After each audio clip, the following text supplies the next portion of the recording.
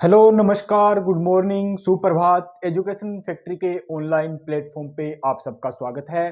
और आज हम डिस्कस करने वाले हैं 16 जनवरी 2025 की कुछ महत्वपूर्ण समसामयिक घटनाएं जो आपके एग्जाम की दृष्टि से काफी महत्वपूर्ण रहने वाली है। तो अगर आप इस चैनल पे नए हो तो चैनल को जरूर सब्सक्राइब करना और मेरे साथ आखिर तक जुड़े रहना।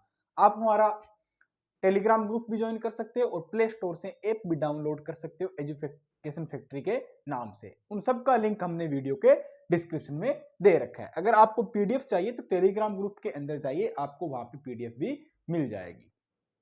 तो डिस्कशन स्टार्ट करते हैं और देखते हैं आज के हमारे जो महत्वपूर्ण एमसीक्यू और वन लाइनर सभी को डिस्कस करने वाले हैं। तो सबसे पहले आज का हमारा पहला क्वेश्चन क्या है? भारतीय सेना दिवस कब मनाया जाता है? कौन सा बेटा? भारतीय सेना दिवस। भारतीय सेना दिवस की मैं बात करूं तो कब मनाया जाता है सेना दिवस? भारतीय सेना दिवस की बात करते हैं तो ये होता है हमारा 15 जनवरी को। कब? 15 जनवरी को। अब 15 जनवरी को ही क्यों मनाया जाता है? 15 जनवरी को मनाने का क्या कारण है? इस बार कहां मनाया जा रहा है? इसकी थीम क्या है? ये सब चीजें भी अपन डिस्कस करेंगे। इस बार की थीम है, वो थीम क्या है? सक्षम भारत और सक्षम सेना। सक्षम भारत और सक्षम सक्षम सेना। सक्षम सेना इस बार की थीम है। ठीक है। आयोजित कहां पे हो रहा है? पुणे में ये मनाया जा रहा है। कहां पे? पुणे में ये मनाया जा रहा है। अब देखो 15 जनवरी 1900 कितने को बेटा? 15 जनवरी ये इसका कौन सा ईयर आ रहा है? इसका जो 77वां ईयर आ रहा है। कौन सा? 77वां ईयर है, मतलब 77वां वर्षगांठ आ रही है इसकी। ठीक है। जब इसकी 77वीं वर्षगांठ आ रही है तो 15 जनवरी कब? 15 जनवरी को जब हमारे जो भारत के पहले एम करियप्पा जो बने थे, भारतीय सेना के आर्मी चीफ बने थे, उनकी याद में मनाया जाता है। ठीक है। 15 जनवरी कब बने थे? 15 जनवरी 1900 15 जनवरी 1949 को ये पहले भारतीय कौन थे? एम करियप्पा। एम करियप्पा क्या थे? पहले भारतीय आर्मी चीफ थे। पहले भारतीय आर्मी चीफ थे। पहले भारतीय आर्मी चीफ थे। इसी कारण ये हर साल 15 जनवरी को क्या है? भारतीय सेना दिवस मनाया जाता है। तो कहां पे आयोजित हो रहा है? पुणे में। 77वां है और इसकी थीम क्या है? सक्षम भारत सक्षम सेना इसकी थीम है। अब आपसे पूछे कि हमारे जो भारतीय है, जो भारतीय सेना है, आर्मी है, इसके प्रमुख कौन है? इसके जनरल कौन है? तो जनरल की बात करूं, जनरल या प्रमुख कौन है? वो है उपेंद्र द्विवेदी। कौन है बेटा? उपेंद्र द्विवेदी है। सीडीएस कौन है हमारे देश के? सीडीएस कौन है बेटा? अनिल चौहान। कौन है? अनिल चौहान हमारे सीडीएस है। आपसे पूछे वायुसेना दिवस कब आता है? देखो वायुसेना दिवस कब आता है? वायुसेना दिवस की बात करें तो वो कब आता है? वायुसेना दिवस आता है 8 अक्टूबर को। नौसेना दिवस कब आता है? नौसेना दिवस कब आता है? नौसेना दिवस की बात करें तो वो आता है 4 दिसंबर को। तो इसका राइट आंसर क्या होने वाला है? ऑप्शन ए हमारा इसका राइट आंसर होने वाला है। 15 जनवरी को भारतीय सेना दिवस आता है। इस बार की थीम क्या है? सक्षम भारत सक्षम सेना है। 77वां मनाया जा रहा है, पुणे के अंदर आयोजित हो रहा है। जनरल कौन है हमारे? उपेंद्र द्विवेदी जनरल है। और कौन है? सीडीएस अनिल चौहान है। वायुसेना दिवस पूछे तो 8 अक्टूबर है और नौसेना दिवस पूछे तो 4 दिसंबर है। मतलब पूरे क्वेश्चन का पोस्टमार्टम कर दिया। आपके सामने कैसा भी क्वेश्चन आए एग्जाम में, यहां से ही छपना चाहिए। तो अब इसके बारे में थोड़ी सी जानकारी और देख लेते हैं। 15 जनवरी को हर साल भारतीय सेना दिवस मनाया जाता है, जो भारतीय सेना की स्थापना और सेना की कमान भारतीय नेतृत्व को सौंपे जाने का प्रतीक है। यह दिन सेना के वीरों को श्रद्धांजलि अर्पित करने और उनकी बहादुरी को सम्मानित करने का अवसर है। इस साल 77वां सेना दिवस है। समर्थ भारत समर्थ भारत सक्षम सेना है। क्या है, मैंने आपको क्या लिखा दिया, सक्षम भारत सक्षम सेना लिखा दिया, सॉरी। क्या है ये, समर्थ भारत और सक्षम सेना है। ठीक है, समर्थ भारत और सक्षम सेना इसकी क्या है, थीम है। याद रखना के तहत जिसमें सेना की ने अपनी अत्याधुनिक उपकरणों और युद्ध रणनीतियों की प्रदर्शनी करेगी। इसके अंदर सेना की जो युद्ध की रणनीति है, जो उनके उपकरण है, उनकी प्रदर्शनी भी की जाएगी। 77वां है, पुणे के अंदर आयोजन हो रहा है, आपको याद रखना है। थीम क्या है, समर्थ भारत और सक्षम सेना है।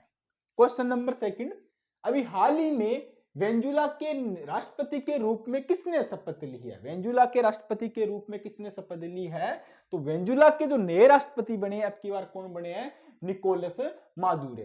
कौन बने, वेनेजुएला के नए राष्ट्रपति कौन बने हैं, निकोलस मादुरो बने। कौन है, निकोलस मादुरो। अब देखो सबसे इंटरेस्टिंग बात ये क्या थे, पहले एक बस में कंडक्टर हुआ करते थे, ठीक है, और हमारे देश के जो प्रधानमंत्री है वो क्या होते थे, चाय वाले हुआ करते थे। आप देख रहे हो ना, मतलब इन पोस्टों पे कौन लोग जा रहे हैं, और यहाँ पे बड़ी बड़ी डिग्रियां करके लोग, बड़ी बड़ी ग्रेजुएशन करके, अच्छी खासी डिग्रियां करके भी, और एक छोटी सी जॉब नहीं ले पा रहे हैं, और 4th ग्रेड जॉब की तैयारी में लगे हैं। और ये लोग कोई चाय बेच के, कोई बस का कंडक्टर बन के किसी देश का राष्ट्रपति बन गया और किसी देश का प्रधानमंत्री बन गया। तो इसका राइट आंसर क्या होने वाला है, राइट आंसर क्या, ऑप्शन ए इसका राइट आंसर होने वाला है। देखते हैं इनके बारे में कुछ। वेनेजुएला के राष्ट्रपति निकोलस मादुरो ने विवाद शपथ जुलाई 2024 चुनावों के बाद 13 जनवरी 2025 को अपने तीसरे 6 साल के कार्यकाल की शपथ ली है। जब इनका चुनाव हुआ था 2024 में, उस टाइम कुछ विवाद हो गया था, बट 13 जनवरी 2025 को इन्होंने शपथ ले ली है। इनका 6 साल का कार्यकाल है, तीसरे 6 साल का, मतलब तीसरी बार बने हैं ये। विपक्ष के नेता एडमेंडो गोजालेज ने मदुरो पर चुनाव धोखाधड़ी का आरोप लगाया था। इनके जो विवाद चलता था, जो चलता ही होता है, हर जगह होता है पक्ष विपक्ष में, वो सब बातें यहाँ पे हुई थी। बट सबसे इंटरेस्टिंग बात क्या है, ये एक पूर्व बस चालक थे। 2013 में ह्यूगो चेवेज की मृत्यु के बाद ये राष्ट्रपति बने थे। वहां एक बस चालक हुआ करते, बस के ड्राइवर हुआ करते थे, कंडक्टर हुआ करते थे, बस चालक थे, और उनके कार्यकाल में आर्थिक संकट और सत्तावाद के भी आरोप इन पे लगे। मतलब काफी विवादित राष्ट्रपति ये रहे हैं अपने टाइम के अंदर, काफी चर्चा में भी रहे हैं, और दोबारा से फिर से तीसरी बार मतलब ये वेनेजुएला के नए राष्ट्रपति के रूप में शपथ ले ली है। क्वेश्चन नंबर 3 की बात करें, माउंट इबू ज्वालामुखी किस देश में स्थित है? तो सबसे ज्यादा अगर आपको पता ना चले, अगर ज्वालामुखी वाला क्वेश्चन आ जाए कि किस देश के अंदर है, तो जहां इंडोनेशिया, अगर आपको ऑप्शन दिखे तो वहां आपको क्या लगा देना है, इंडोनेशिया, उस ऑप्शन का टिक कर देना, क्योंकि मोस्टली ज्वालामुखी है ना इंडोनेशिया के अंदर ही आपको देखने को मिलेगी। ज्यादातर जो क्वेश्चन आएंगे तो वो कहां आएंगे, इंडोनेशिया। ऑप्शन सी हमारा राइट आंसर होने वाला है। अब इंडोनेशिया की राजधानी पूछे कौन सी है, जकार्ता है। इंडोनेशिया की राजधानी क्या है, जकार्ता। इटली की राजधानी रोम, इटली की राजधानी क्या है, रोम है। जापान की टोक्यो है, जापान की क्या है बेटा, टोक्यो है। राजधानी वाले क्वेश्चन भी आते हैं एग्जाम में, किसी तरह पे आ सकता है, किसी की भी राजधानी पूछी जा सकती है। और मलेशिया की कौन सी है, कलालमपुर, क्या है,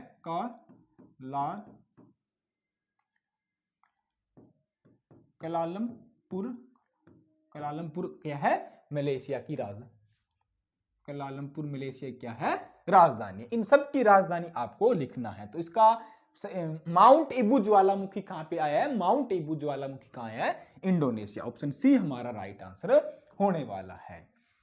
हाल ही में इंडोनेशिया के माउंट इबू ज्वालामुखी में विस्फोट हुआ है। इसमें 4 किलोमीटर की ऊंचाई तक का गर्म लावा और धुआं निकला है। कितना, 4 किलोमीटर। आप सोच सकते हो कि 4 किलोमीटर तक का विस्फोट हुआ है, उतनी ऊंचाई पे गर्म लावा और धुआं निकला है। हलमाहेरा द्वीप पर स्थित यह इंडोनेशिया के सबसे सक्रिय ज्वालामुखियों में से एक है, ठीक है, जिसमें 2 किलोमीटर तक का लावा बहता है। 2024 में माउंट इबू में 2000 से ज्यादा विस्फोट हुए।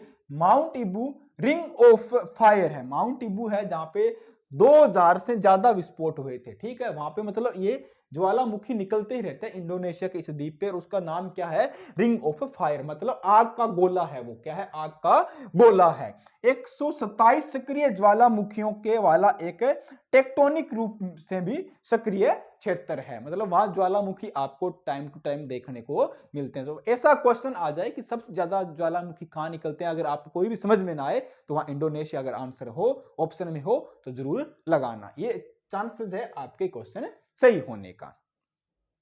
क्वेश्चन नंबर 4 की बात करें, पंचेट वेधशाला किस राज्य में स्थापित की गई है? तो पंचेट वेधशाला की मैं बात करूं, पंचेट वेधशाला क्यों स्थापित की गई है, पंचेट वेधशाला किस लिए बनाई गई है? तो पंचेट वेधशाला की बात करें तो ये बेटा कहां पे बनी है, ये बनी है पश्चिम बंगाल में। कहां पे? पश्चिम बंगाल में। ठीक है, पश्चिम बंगाल। अब पश्चिम बंगाल की राजधानी तो आपको पता है क्या है, कोलकाता है। क्या है? कोलकाता है।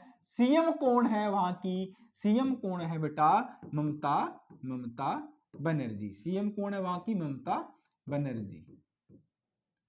ठीक है, पार्टी कौन सी है इनकी? टीएमसी पार्टी है। कौन सी है? टीएमसी पार्टी है। ठीक है, टीएमसी पार्टी है, ममता बनर्जी वहां की सीएम है।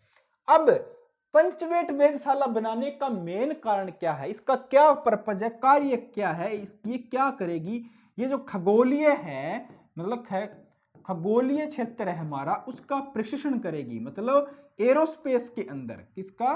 खगोलीय क्षेत्र का अध्ययन करेगी। एरोस्पेस है, उसका अध्ययन के लिए ये बनाई गई है। खगोलीय क्षेत्र के अध्ययन के लिए, खगोलीय क्षेत्र है जो एरोस्पेस है, ब्रह्मांड है, उनकी जानकारी, उनके डेटा स्टोरेज, उनके प्रशिक्षण के लिए ये वहां पे बनाई। कौन सी? पंचवेट वेधशाला बनाई। कहां पे? पश्चिम बंगाल। ऑप्शन ए हमारा राइट आंसर होने वाला, option A is the right answer.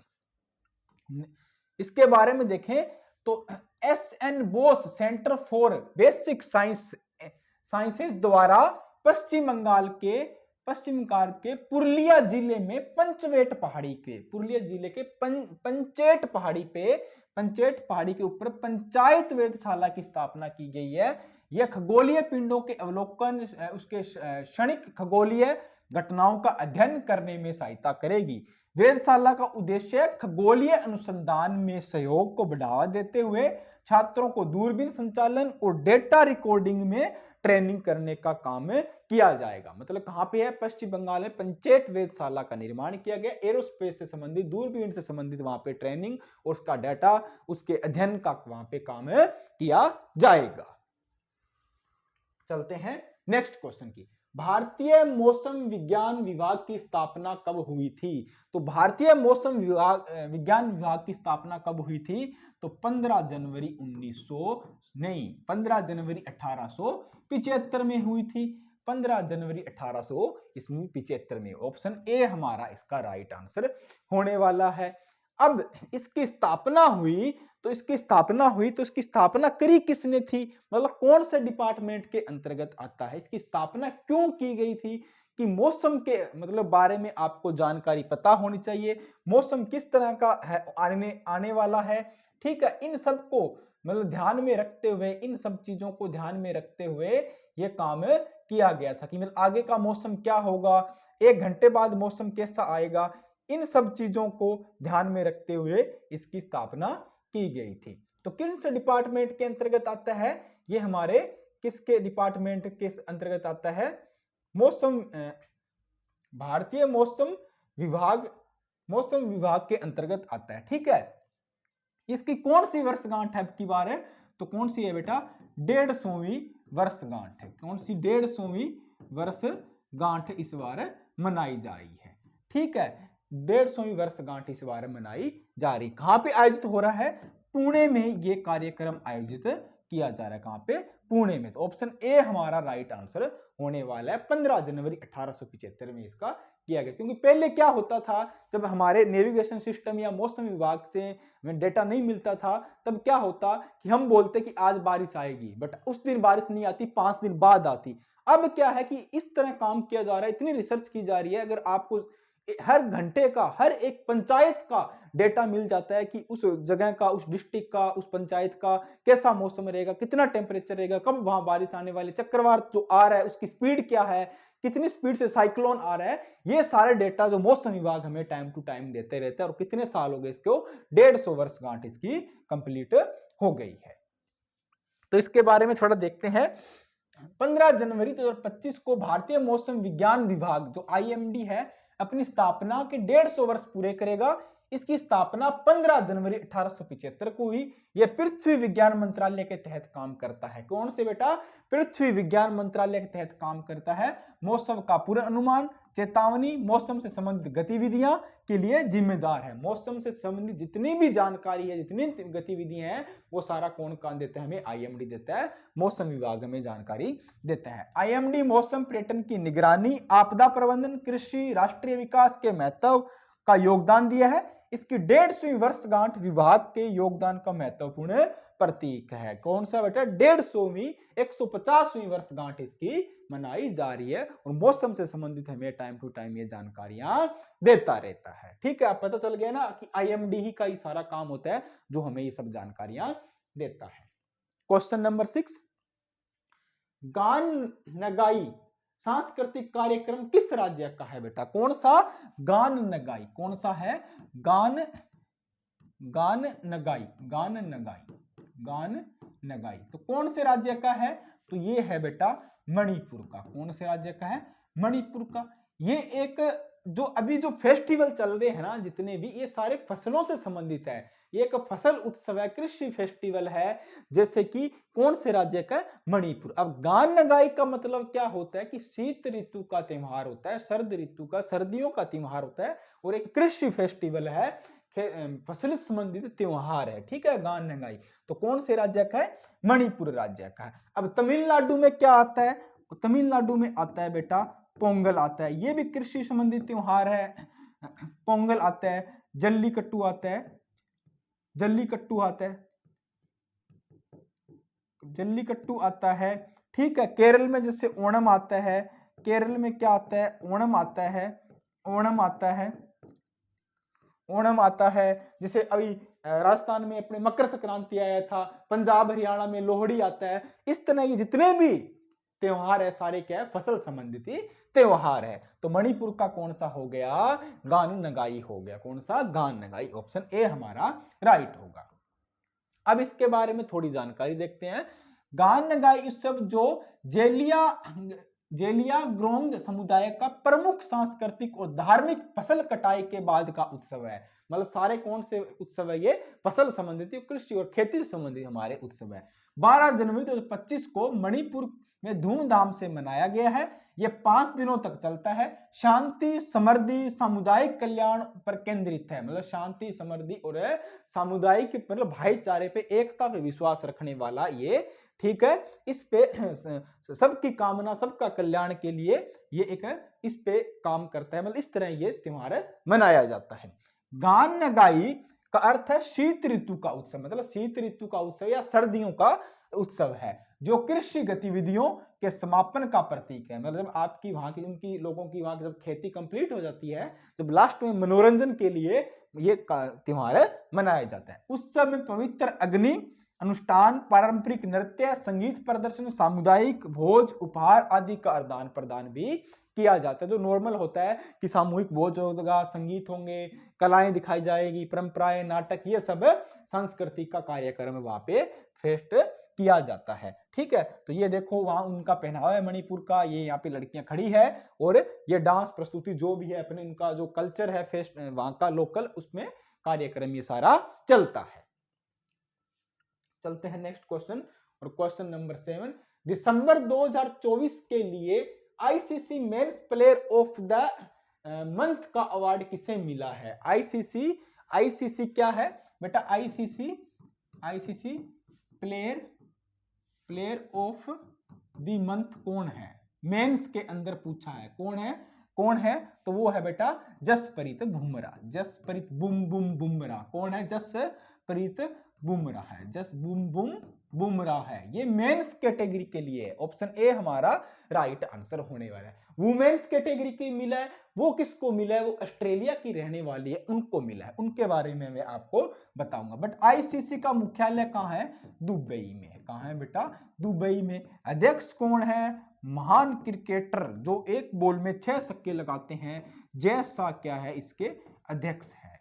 ठीक है। और अभी अपने कुछ दिन पहले पढ़ा बीसीसीआई के अध्यक्ष कौन है? रोजर बिनी है। सचिव किसको बनाया गया? आप कमेंट में बताओगे, आपको 2 दिन पहले ये क्वेश्चन मैंने कराया था। ठीक है, तो किसको मिला है? जसप्रीत बुमराह को मिला है। दिसंबर 2024 के लिए ICC player of the year month award की घोषणा की गई है। इस बार पुरुष वर्ग में यह अवार्ड किसको मिला है? भारत के तेज गेंदबाज जसप्रीत बुमराह को। और वुमेन्स में किसको मिला है? ऑस्ट्रेलिया की एनाबेल सदरलैंड को मिला है। वुमेन्स में महिला में किसको मिला है? महिला वर्ग की बात करें बेटा, तो महिला वर्ग किसको मिला है? एनाबेल को मिला है। किसको? एनाबेल, जो कि कहां की है? ऑस्ट्रेलिया की है। कहां की है बेटा? ऑस्ट्रेलिया की है। कहां की है? ऑस्ट्रेलिया की है। इनको मिला है एनाबेल को वुमेन्स के लिए। और मेल्स के लिए किसको मिला है? जसप्रीत बुमराह को मिला है। बूम बूम बुमराह को ये अवार्ड मिला है। ठीक है, चलते हैं next question. Question number 8, Bhargavastra micro missile system किसके द्वारा लॉन्च किया गया? तो भार्गवास्त्र माइक्रो मिसाइल सिस्टम किसने लॉन्च किया है? तो ये इकोनॉमिक्स एक्सप्लोसिव लिमिटेड ने लॉन्च किया। किसने? इकोनॉमिक एक्सप्लोसिव लिमिटेड ने ये लॉन्च किया। कौन सी? भार्गवास्त्र माइक्रो मिसाइल सिस्टम को लॉन्च किया है। अब यहाँ पे एक नाम है डीआरडीओ। डीआरडीओ के बारे में कल ही पढ़ा, फिर बता दूं 1958 में इसकी स्थापना हुई। और डॉक्टर समीर वी कामत इसके क्या है? अध्यक्ष है। डॉक्टर समीर वी कामत इसके अध्यक्ष है। और डीआरडीओ ने अभी जस्ट कौन सी मिसाइल लॉन्च की है? नाग मार्क 2 लॉन्च किया। नाग मार्क 2 लॉन्च की है। ठीक है, इस कहां पे परीक्षण किया गया था? राजस्थान के जैसलमेर में परीक्षण किया गया है। ठीक है, तो डीआरडीओ का नाम ही है रक्षा अनुसंधान संगठन केंद्र है। ये मिसाइलें जैसे नाग होगी, और कौन सी होगी? पृथ्वी होगी, आकाश होगी, त्रिशूल होगी, इन सब का सारी मिसाइलें किसने बनाई है? डीआरडीओ ने ही बनाई है। तो इसका राइट आंसर क्या होगा? ऑप्शन बी इसका राइट आंसर होने वाला है। अब इसके बारे में कुछ देखते हैं। भारत समूह में आने वाले ड्रोन का मुकाबला करने के लिए डिजाइन की गई अपनी पहली माइक्रो मिसाइल सिस्टम भार्गवास्त्र का सफलतापूर्वक परीक्षण किया गया। यह भारत की पहली स्वदेशी माइक्रो मिसाइल प्रणाली है। इसे ड्रोन के खतरे से निपटने के लिए डिजाइन किया गया। इसके इकोनॉमिक एक्सप्लोसिव लिमिटेड द्वारा विकसित किया गया। यह मोबाइल प्लेटफॉर्म पर तेजी से तैनात हो सकती है। इसकी 2.5 किलोमीटर से अधिक दूरी तक लक्ष्य भेजने की क्षमता है। कितने किलोमीटर? 2.5 किलोमीटर तक ये लक्ष्य भेज सकती है। और माइक्रो मिसाइल है, बहुत जल्दी ही ये मतलब किस पे इंस्टॉल की जा सकती है? या मोबाइल प्लेटफॉर्म पर तेजी से तैनात की जा सकती है। मतलब माइक्रो को समझ सकते हैं कि बहुत छोटी मिसाइल और 2.5 किलोमीटर तक ये रेंज इसकी है, मार्क कर सकती है। चलते हैं नेक्स्ट क्वेश्चन। आयुष्मान भारत प्रधानमंत्री जन आरोग्य योजना लागू करने वाला 34वां राज्य कौन बना है? कौन सा 34वां राज्य या केंद्र शासित प्रदेश कौन बना है जिसमें प्रधानमंत्री आयुष्मान, कौन सी है बेटा? आयुष्मान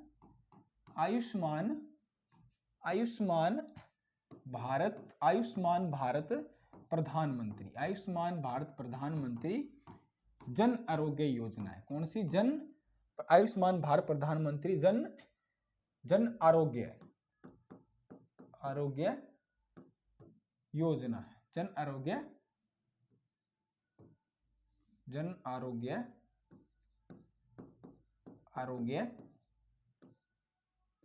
योजना है।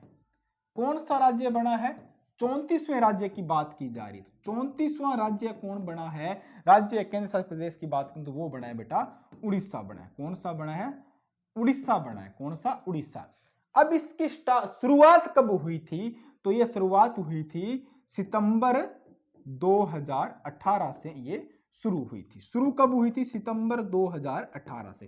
कहां से हुई थी? रांची झारखंड से हुई थी। रांची झारखंड से ये शुरू हुई थी। रांची झारखंड से ये शुरू हुई थी। इसमें क्या है कि एक परिवार को क्या है, किसी परिवार को क्या है, 5 लाख का बीमा स्वास्थ्य सहायता प्रदान की जाती है। 5 लाख की सहायता, 5 लाख की स्वास्थ्य सहायता या बीमा बोल सकते हैं। 5 लाख की स्वास्थ्य सहायता इसमें प्रदान की जाती है। किसके द्वारा? सेंट्रल गवर्नमेंट के द्वारा 5 लाख का स्वास्थ्य बीमा इसमें प्रदान किया जाता है। तब ये फिर से वापस चर्चा में आई, क्योंकि उड़ीसा 34वां राज्य बन गया है जिसने इस योजना को लागू किया। बहुत लेट जाके किया है। उसकी शुरुआत सितंबर 2018 से हो गई। रांची झारखंड से हुई थी। तो ऑप्शन सी हमारा राइट आंसर होने वाला है। उड़ीसा 34वां राज्य इसको लागू करने वाला हो गया। किसको? आयुष्मान भारत प्रधानमंत्री जन आरोग्य योजना। 5 लाख का बीमा मिलता है एक परिवार को। सितंबर 2018 से स्टार्ट हुई थी। रांची झारखंड से स्टार्ट की गई थी। उड़ीसा ने आयुष्मान भारत प्रधानमंत्री जन आरोग्य योजना को लागू करने के लिए राष्ट्रीय स्वास्थ्य प्राधिकरण NHA नेशनल हेल्थ अथॉरिटी है उसके साथ समझौता किया है। इसके जो इनके साथ समझौता हो गया है और ये 34वां राज्य बन गया है देश का। कौन सा राज्य? 34वां राज्य बन चुका है। क्वेश्चन नंबर 10, हाल ही में IUCN ने रेड डाटा सूची में मीठे पानी की जैव विविधता के महत्वपूर्ण को हॉटस्पॉट के रूप में किससे सूचीबद्ध किया है? ठीक है, तो किसने? IUCN ने किसको किया है बेटा? IUCN ने किसको किया है कि रेड डाटा, किसमें? रेड डाटा की लिस्ट में किसको डाला है? रेड डाटा की लिस्ट में किसको डाला है? जो कि मीठे पानी की जैव विविधता है, मतलब जो फ्रेश वाटर की डाइवर्सिटी है, मीठे पानी की जैव विविधता है, उसके लिए रेड डाटा लिस्ट में कौन आ गया है? तो कौन आ गया? पश्चिमी घाट आ गया। कौन बेटा?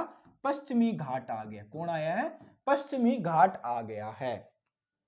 ठीक है, तो ऑप्शन ए हमारा राइट आंसर होने वाला है। रेड डेटा का मतलब क्या होता है? जो प्रजातियां, जो जैव विविधताएं, जो डाइवर्सिटी लुप्त होती जा रही है, जिनकी संख्या इस पृथ्वी पे बहुत कम बची है, तो उसको क्या है? रेड डेटा लिस्ट के अंदर डाल दिया जाता है। तो इसमें मीठे पानी की जो डाइवर्सिटी है वो कौन सी है जिसको हॉटस्पॉट के रूप में रेड डेटा लिस्ट में सूचीबद्ध किया है? वो कौन सा है? हमारा पश्चिमी घाट है। कौन है? पश्चिमी घाट। ऑप्शन ए हमारा राइट आंसर होने वाला है। अब बात करते हैं IUCN का मतलब क्या होता है। तो क्या होता है? International union for conservation of nature. IUCN का मतलब क्या होता है? International union for conservation of nature. ठीक है, इसकी स्थापना कब हुई थी? अगर आपसे पूछा जाए तो इसकी स्थापना 1948 में हुई थी। इसका मुख्यालय कहाँ है? तो कहाँ है? ग्लैंड में इसका मुख्यालय। कहाँ? ग्लैंड में, जो कि स्विट्जरलैंड में है। ग्लैंड कहां है बेटा? स्विट्जरलैंड में, वहां इसका मुख्यालय है। मीठे पानी की जैव विविधता की रक्षा के लिए अंतरराष्ट्रीय प्राकृतिक संरक्षण संघ IUCN ने एक टास्क फोर्स बनाया है।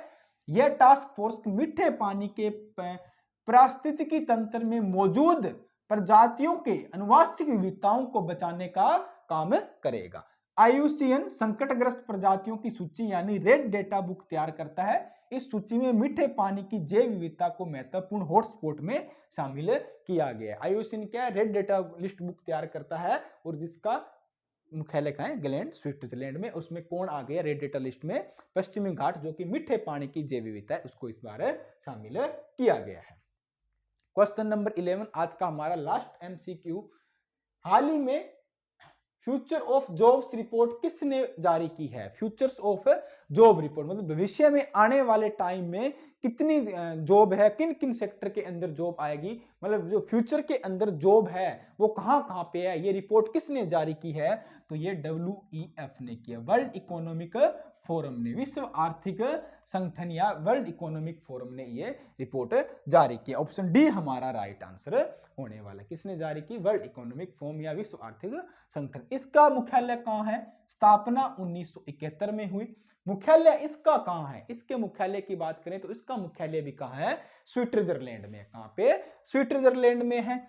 एक लिखा है बेटा WTO, वर्ल्ड ट्रेड ऑर्गेनाइजेशन, विश्व व्यापार संगठन। ठीक है, विश्व व्यापार संगठन, इसका मुख्यालय भी क्या है? जेनेवा में। जेनेवा कहाँ है बेटा? स्विट्जरलैंड में। कहाँ है? जेनेवा स्विट्जरलैंड में है। वर्ल्ड ट्रेड ऑर्गेनाइजेशन विश्व व्यापार संगठन है। एक WV लिखा है, वर्ल्ड बैंक मतलब विश्व बैंक लिखा है। क्या लिखा है? विश्व बैंक। एक लिखा है IMF। क्या है? IMF। ये भी क्या एक बैंक है? WB भी क्या एक बैंक है। इन दोनों का मुख्यालय कहाँ है? वाशिंगटन DC मतलब USA में इनका मुख्यालय। कहाँ? USA America. कहाँ? वाशिंगटन वाशिंगटन DC में इनका मुख्यालय। किसका? वर्ल्ड बैंक का। और IMF का मुख्यालय कहाँ है? वाशिंगटन DC में। इनको दोनों को जुड़वा बहने माना जाता है क्योंकि दोनों ही बैंक से है और लोन देने का काम करती है देशों को। तो वर्ल्ड बैंक और IMF का मुख्यालय वाशिंगटन DC में है, USA में इनका मुख्यालय। WTO वर्ल्ड व्यापार संघ का जिनेवा मुख्यालय। वर्ल्ड इकोनॉमिक फोरम जिसको हम विश्व आर्थिक संगठन बोलते हैं, इसका मुख्यालय भी जिनेवा में है। 1971 में इसकी स्थापना हुई। फ्यूचर ऑफ जॉब्स की रिपोर्ट किसने जारी की है? WEF ने किया। अब इन्होंने बोला है कि जो आने वाले साल है उसमें जो जॉब आएगी आपके, तो कृषि के अंदर आएगी। एक जैसे व्यापार हो गए, बिजनेस में बहुत सारे जॉबें होने वाले हैं। दूसरी क्या? आर्टिफिशियल इंटेलिजेंस का काम बहुत ज्यादा बढ़ने वाला है, उसमें काफी जॉब क्रिएट होने वाले। तो इसके बारे में थोड़ा देखते हैं। वर्ल्ड इकोनॉमिक फोरम की फ्यूचर ऑफ जॉब रिपोर्ट 2025 में नए जमाने के स्किल्स की ओर इशारा किया है। मतलब जो आने वाला जमाना है, आने वाला टाइम है, उसमें आपके पास कैसे स्किल्स होने चाहिए और नौकरियां कहां पे है। तो जिन्होंने सीखने के लिए नौकरियों की भरमार रहेगी। कौन कौन सी स्किल्स है जिन्हें सीखने के लिए 2025 में आगामी वर्षों में नौकरियां ही नौकरियां होगी। मतलब जैसे आर्टिफिशियल इंटेलिजेंस हो गए, बिजनेस हो गया, इन सब चीजों पे काम करो तो आपके लिए काफी आने वाले टाइम में नौकरी। और जैसे डिलीवरी का काम हो गया, जैसे होता है ना ऑनलाइन, अमेजोन का हो गया, या अपने बात करें जैसे जितने प्लेटफॉर्म है ऑनलाइन वाले, डिलीवरी वाले ऐप हो गए, जैसे जोमेटो हो गया जिसमें आप फूड का खाना बनाते हो, ऑनलाइन शॉपिंग करते हो, इनमें भी जॉब क्रिएशन का ज्यादा चांस है। और डेटा मैनेजमेंट में बहुत सारी जॉबें आने वाली है। तो किसने बोला है? ये WEF ने बताया कि आने वाला टाइम इनका है। तो ये हमारे आज के 11 क्या थे? MCQ थे। अब हम डिस्कस करेंगे 10 वन लाइनर। लेबनान की राजधानी क्या है? बेरूत है। 21वें थर्ड आई एशियाई फिल्म उत्सव में कितनी फिल्मों का चयन किया गया? तो 61 फिल्मों का चयन किया गया था। कितनी? मुंबई में आयोजित हुआ था 21वें थर्ड आई एशियाई फिल्म उत्सव में कितनी फिल्में आई? 61 फिल्में आई। INS वाघसीर का निर्माण किसके द्वारा किया जाता है? तो ये मझगांव डॉक शिप लिमिटेड के द्वारा, शिप बिल्डर्स लिमिटेड के द्वारा किया जाता है। ये एक पनडुब्बी है हमारी नौसेना की, IN वाघसीर। केंद्रीय बंदरगाह, नौवहन और जल मार्ग मंत्री कौन है? तो सर्बानंद सोनोवाल क्या है? केंद्रीय हमारे जल वाहन और बंदरगाह मंत्री है। अभी हाल ही में श्रीलंका में हिंदी पाठ्यक्रम किसने पेश किया? तो श्रीलंका मुक्ति विश्वविद्यालय ने हिंदी कार्यक्रम का पहला सर्टिफिकेट या हिंदी पाठ्यक्रम में पेश कर दिया है हिंदी दिवस के उपलक्ष्य में। मियावाकी पद्धति का विकास कब से माना जा रहा है? तो मियावाकी पद्धति का विकास 1970 से माना जा रहा है बेटा। कब से? 1970 से माना जा रहा है और जापान से ये माना गया है। भारतीय ओलंपिक खिलाड़ी नीरज चोपड़ा को वर्ष 2024 के लिए सर्वश्रेष्ठ भाला फेंक खिलाड़ी चुना है। तो इन्होंने किस ओलंपिक के अंदर गोल्ड मेडल हासिल किया है? तो इन्होंने टोक्यो ओलंपिक 2020 वाले के अंदर, जो हुआ तो 22 में था कोरोना के चलते, पर नाम क्या बोलते हैं? 2020 का ही बोलते हैं। उसमें इन्होंने गोल्ड लिया था। और पेरिस के अंदर ओलंपिक हुआ, उसमें इन्होंने सिल्वर हासिल किया था। बात करते हैं 8 नंबर क्वेश्चन। केंद्रीय जल शक्ति मंत्री गजेंद्र सिंह शेखावत ने कोलकाता में किस कला गैलरी का उद्घाटन किया है? तो ऑन द एज। किसका? ऑन द एज का उद्घाटन किया है। Bharat clean tech manufacturing platform का उद्घाटन किसने किया है? तो पीयूष गोयल जो हमारे वाणिज्य मंत्री है, उन्होंने क्लीन टेक मैन्युफैक्चरिंग प्लेटफॉर्म का उद्घाटन किया है। मार्टिन गप्टिल ने अंतरराष्ट्रीय क्रिकेट में संन्यास की घोषणा कर दी।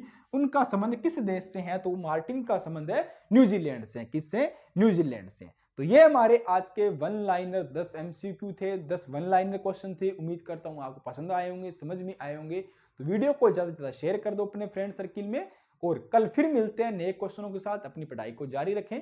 जय हिंद, धन्यवाद।